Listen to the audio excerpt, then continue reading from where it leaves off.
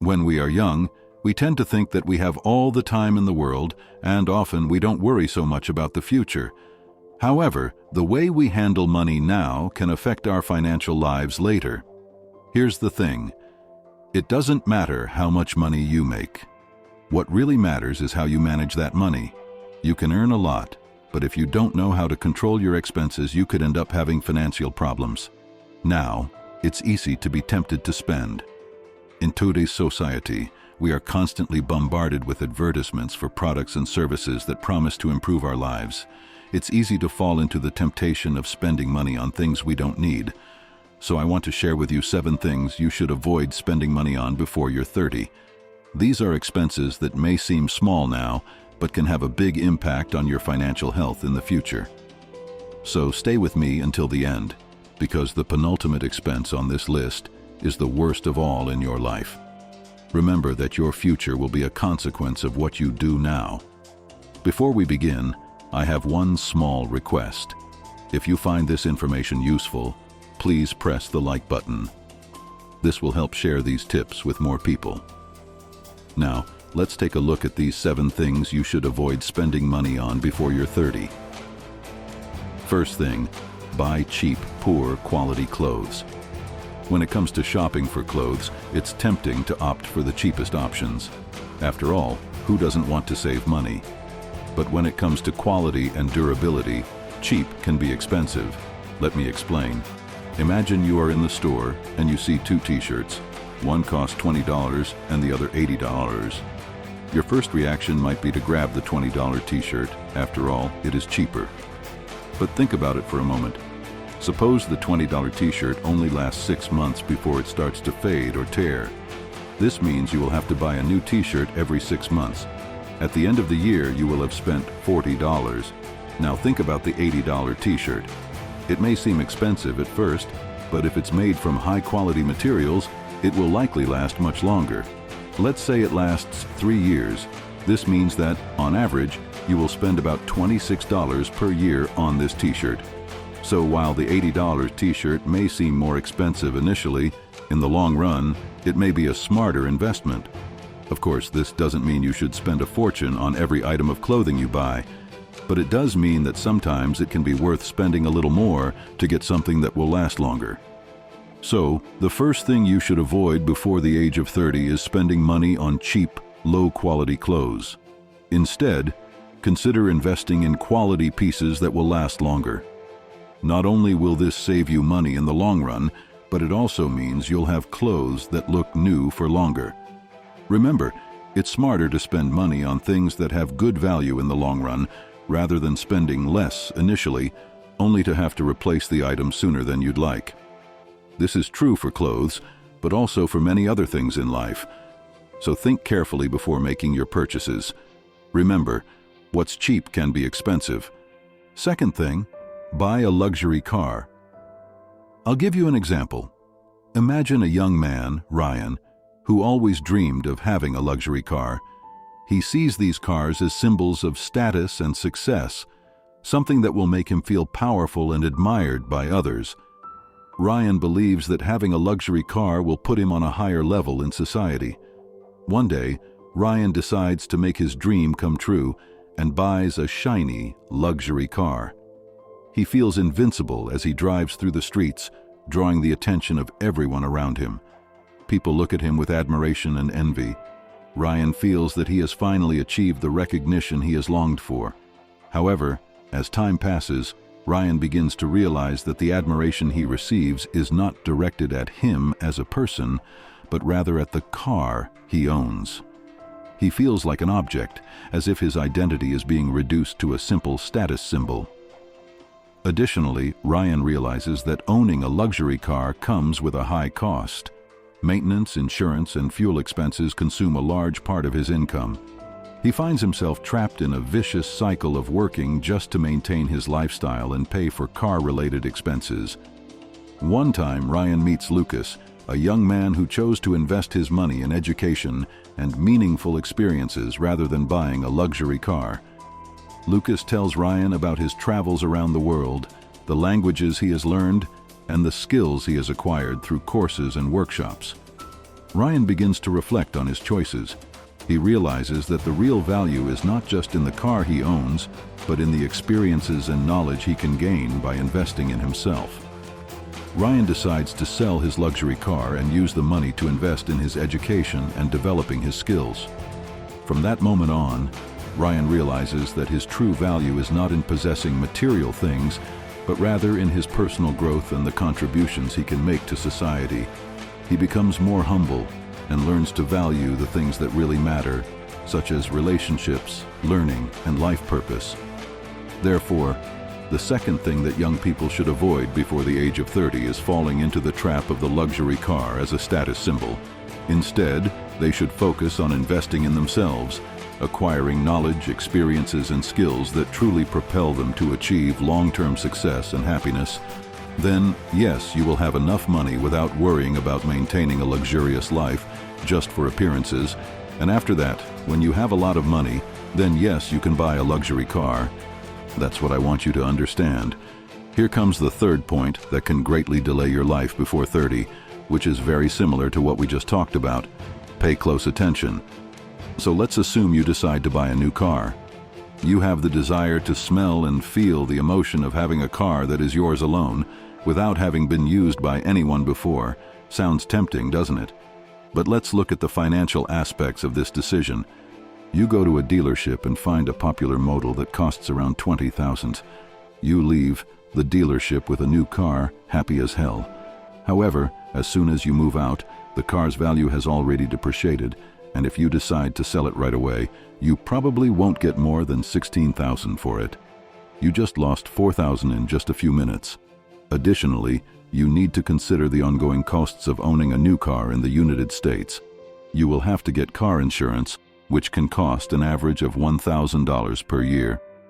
Additionally, there is the vehicle property tax, which can vary from state to state, but is generally calculated based on the value of the car and can be as high as $500 per year. Not to mention fuel, tolls, fines, and regular vehicle maintenance.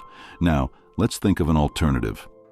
Instead of buying a new car, you decide to invest in a pre-owned car with just a few years of use. You can find a pre-owned model for $14,000 in excellent condition. When leaving the dealership, the depreciation is not as high as on a new car, and if you decide to sell it later, you will be able to recover a large part of the amount invested. Additionally, the ongoing costs of owning a pre-owned car are lower. Car insurance tends to be cheaper, as the value of the vehicle is lower. Vehicle tax will also be reduced, as it is calculated based on the value of the car. And regular vehicle maintenance tends to be more affordable, as the car is still in good condition. Realize that buying a new car may seem like an exciting experience, but financially it can be a decision that will delay your life before you are 30. By opting for a pre-owned car, you save money, avoid accelerated depreciation, and reduce the ongoing costs of owning a vehicle. Therefore, when making this decision, take the financial aspects into consideration and choose the option that best suits your needs and financial objectives. Now, let's address a controversial topic, but I'm going to be honest with you. Pay close attention. Let's say you decide to try gourmet coffee for the first time. You've always had regular coffee, but now you want to indulge in superior quality coffee. You go to a specialty coffee shop and order a gourmet espresso, which costs around $5. The first sensation when tasting this coffee is indescribable, a different flavor and aroma that surprises you. As time passes, you get used to gourmet coffee and realize that you can no longer enjoy the regular coffee you used to drink. Those cheap and boring coffees are no longer enough to satisfy your refined palate. Now, you find yourself buying packets of gourmet coffee to prepare at home and even investing in a more sophisticated coffee machine. However, it is important to remember that good taste does not come back. Just like with wine and the experience of traveling first class, once you get used to a higher standard, it's hard to go back. This can become a problem when it comes to spending. Think about the following situation. You are in a financially comfortable phase, but something unexpected happens and you need to reduce your expenses. However, you have become accustomed to consuming gourmet coffee daily and this has become a fixed expense in your budget. Now, it's difficult to give up this luxury and go back to drinking regular coffee as your taste buds have become accustomed to a higher standard. So be careful about getting involved with gourmet coffee before the age of 30. Although it is a pleasant and tasty experience, it is important to consider the financial aspects and not get used to a spending pattern that may be difficult to sustain in the future. Remember that good taste doesn't go back, and being aware of this can help you make more conscious and balanced decisions regarding your spending. But remember, I'm just giving you a tip because you are the master of your own life, and do what you want, right? Do not misunderstand me. Fifth thing, never invest in what you have no knowledge of. When it comes to investing, this is a valuable lesson that should be taken seriously, especially in this day and age. Let's assume you invest in a share of a company you don't understand. You see the financial market fluctuating, with ups and downs, and decide to buy this share just for its apparently low value. However, if you don't understand the concepts and fundamentals of the business, you are risking your money irresponsibly. Let's take Vale do Rio Doce, a Brazilian company, as an example. Between 2011 and 2012, many people bought shares in this company, believing they were cheap. However, they completely ignored the context of the price of iron ore, which was rising at the time. A few months later, the price of ore fell drastically, causing Vale's shares to devalue considerably. Those who did not understand the context and fundamentals of the company suffered huge losses. The lesson here is clear. Before investing in any company, it is essential to study and understand the sector in which it operates, its financial fundamentals and market dynamics. It's like a doctor who decides to invest in the stock market, but chooses to buy shares in companies in sectors he doesn't understand, like Vale. This lack of knowledge can lead to disastrous financial choices. Therefore, never invest in something you don't know. Whether in the financial market or any other type of investment, it is essential to understand the concepts and fundamentals involved. Study, research, and be sure of what led you to buy something before making any sales decision. Remember that knowledge is the key to making safe and well-founded financial choices. Don't risk your money on something you don't master. Now, let's discuss the penultimate thing, and unfortunately it has destroyed the lives of many people. Whether in Brazil, the United States, or anywhere in the world, betting in bookmakers. It is important to understand the dangers involved in this practice and raise awareness so that they do not put their money into it. Nowadays, you come across a multitude of online betting houses, all promising quick and easy winnings. But my friend, you need to keep in mind that these houses are algorithms designed to take your money. They are programmed to always have an edge, which means that statistically, most people will lose money when betting. In the world of betting, there are two types of people. The first group plays for fun. Just like you can go to the amusement park and spend money to have fun, playing at a casino or placing sports bets can be a form of controlled entertainment as long as you are aware of the risks involved. And what I recommend is, don't even enter this world of betting for fun, because you can get addicted, then unfortunately things will go wrong.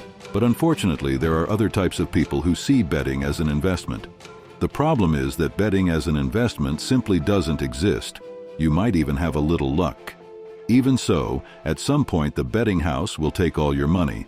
So what I tell you is, be careful with the illusion of getting rich quick through betting. Life is not easy, and there are no magic formulas for getting rich quick. Beware of financial leverage and promises from influencers who claim you can make money easily.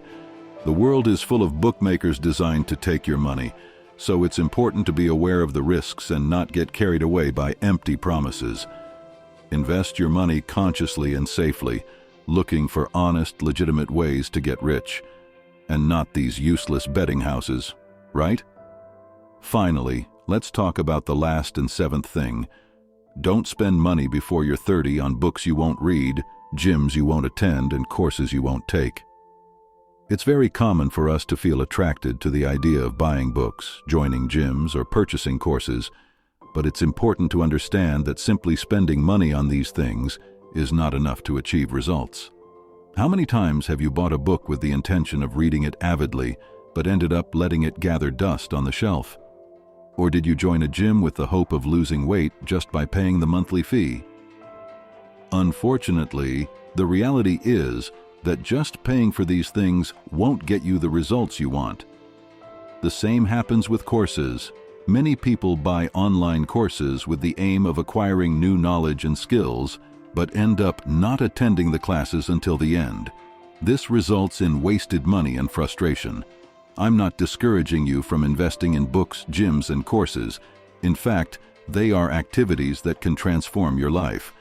But it's important to keep in mind that the true value is in making the most of these opportunities. Buy books that you will actually read, go to the gym, and commit to an exercise plan and dedicate yourself to the courses you choose. So what I want to say, don't fall into the trap of spending money on things that you won't fully utilize. Invest in yourself in a conscious and committed way.